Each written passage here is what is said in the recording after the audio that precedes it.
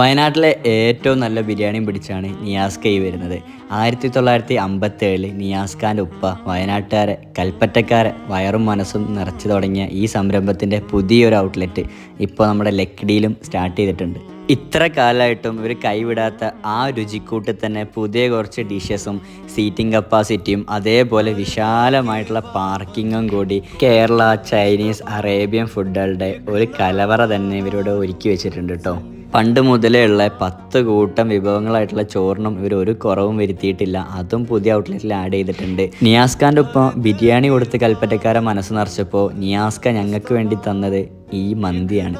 ഒരു സംശയമില്ലാണ്ട് പറയാം, വയനാട്ടിലെയും കൽപ്പറ്റയിലെയും ഏറ്റവും നല്ല മന്തിയും ന്യൂ ഹോട്ടലിലത്തെ മന്തി തന്നെയാണ്. ഇവിടുത്തെ റൈസിൻ്റെ ഫ്ലേവർ ഒന്ന് വേറെ തന്നെയാണ്. പുതിയതായിട്ടുള്ള സ്റ്റാർട്ടേഴ്സും ഒന്നിനൊരു കുറവുമില്ല കേട്ടോ. ഇതുപോലെ തന്നെ മനസ്സും ശരീരവും തണുപ്പിക്കാൻ വേണ്ടി ഇവരിതിൻ്റെ മേലെ സ്റ്റാർട്ട് ചെയ്തിട്ടുള്ള ബർഗർ കഫേയും ഇവിടുത്തെ ഒരു പ്രധാന ഹൈലൈറ്റ് ആണ്.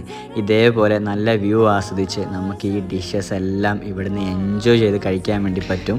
മന്തിയിലും ബിരിയാണിയിലും മാത്രമല്ല, ഈ കാണുന്ന പുതിയ ഓരോ ഡിഷിലും ബർഗറിലായാലും ശരി, ഫ്രൈസിലായാലും ശരി, ഓരോന്നിലും ഇവരുടെ ഒരു സിഗ്നേച്ചർ ഇവർ ആഡ് ചെയ്തിട്ടുണ്ട്. ഓരോ ബൈറ്റ് എടുക്കുമ്പോഴും നമ്മുടെ മനസ്സിലും നാവിലും ആ ടേസ്റ്റ് ഇങ്ങനെ മാർക്ക് ചെയ്ത് പോവാണ്. അപ്പം പുതിയ ഔട്ട്ലെറ്റിൻ്റെ ലൊക്കേഷൻ വരുന്നത് ലക്കിടിയുള്ള ടീൻസാനിയ അഡ്വഞ്ചർ പാർക്കിൻ്റെ ഉള്ളിലാണ്. ഇവിടെ നിങ്ങൾക്ക് പാർക്കിങ്ങും തികച്ചും ഫ്രീ ആട്ടോ.